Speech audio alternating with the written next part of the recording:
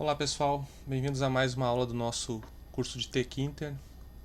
Na aula passada a gente aprendeu como empacotar as nossas imagens dentro do nosso sistema, né, gerando código. Então a gente criou a funçãozinha ali para empacotar as nossas imagens. A gente foi lá no site, esse aqui, para fazer a conversão nosso arquivo para o encode ali do Base64.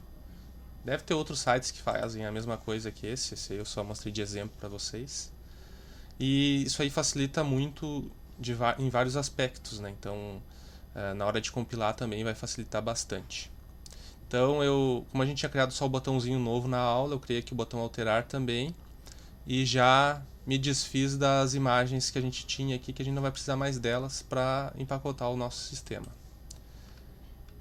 Outra coisa, comentei aqui essa biblioteca PIL, que também a gente não vai precisar dela, então na hora de compilar é uma coisa a menos que precisa ser gerada na compilação, para gerar o nosso executável.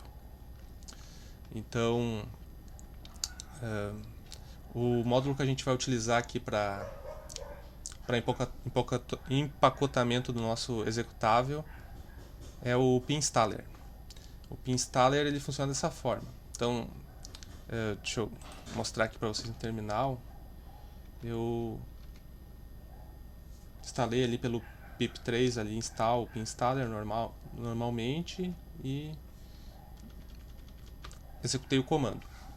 Assim, ó, ele funciona da seguinte forma. Se a gente estiver utilizando o Linux e gerar o pinstaller, ele vai gerar um executável para o Linux que a gente estiver utilizando, para essa versão. Pode até rodar em algumas outras versões que estejam usando o mesmo kernel do Linux. Se a gente rodar no Windows, ele vai gerar um executável para aquele Windows que a gente está utilizando.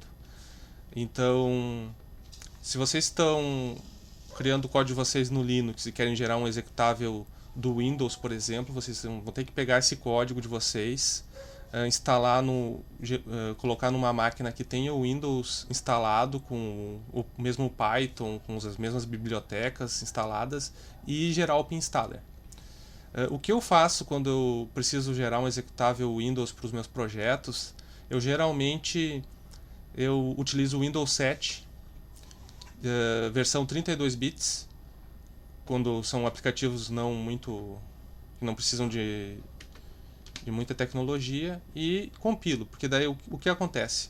Eu gerando o executável do nosso projeto no Windows 7 32 bits, eu tenho certeza que ele vai rodar em todos os Windows para cima. Então vai rodar no Windows 8, no Windows 10, seja 32 ou 64 bits. Então essa é uma estratégia que eu utilizo, né, que facilita na hora de compilar os executáveis, não precisa estar compilando vários executáveis ao mesmo tempo. Aqui eu vou gerar um executável para o Linux, para mostrar para vocês como é que funciona, que a forma de executar é a mesma, só na hora de utilizar o executável que só vai funcionar para a plataforma que ele foi compilado. Então vamos lá. Deixa eu só subir aqui a câmera um pouquinho. Então aqui, ó, pinstaller, se eu gerar ele simplesmente pinstaller e o nome do arquivo, ele vai gerar um executável para a gente, com todos os arquivos que ele necessita para funcionar. No Windows seria todas as DLLs, .dll, todos os arquivos auxiliares, etc. Se eu utilizar algumas opções, acredito que fica bem melhor. Então eu utilizo a opção onFile, que ele vai gerar um único arquivo executável com tudo que ele precisa. Então no Windows, por exemplo, ele vai gerar um exe lá que ele não vai precisar de nenhuma DLL, nenhum arquivo. Então ele vai gerar com muito mais facilidade. Eu coloco a opção no console, que ele não vai abrir o terminal quando abrir a janela também. Se vocês não colocar essa opção, ele vai abrir a janelinha de vocês, mas vai abrir o terminal lá no Windows, o terminal no Linux, mostrando todos os erros, e isso aí para o usuário final não é interessante. E tem a opção aqui, Window Wedge, que ele vai customizar o código para já utilizar a nossa janela do Tkinter. Então geralmente eu utilizo essas opções aqui.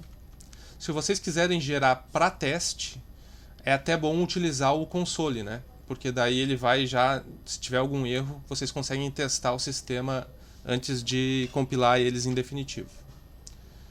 E feito isso, eu mando rodar. Olha, gerou bem rápido aqui para mim, dependendo da máquina de vocês pode demorar um pouco mais, um pouco menos, dependendo do tamanho do projeto que vocês fizeram.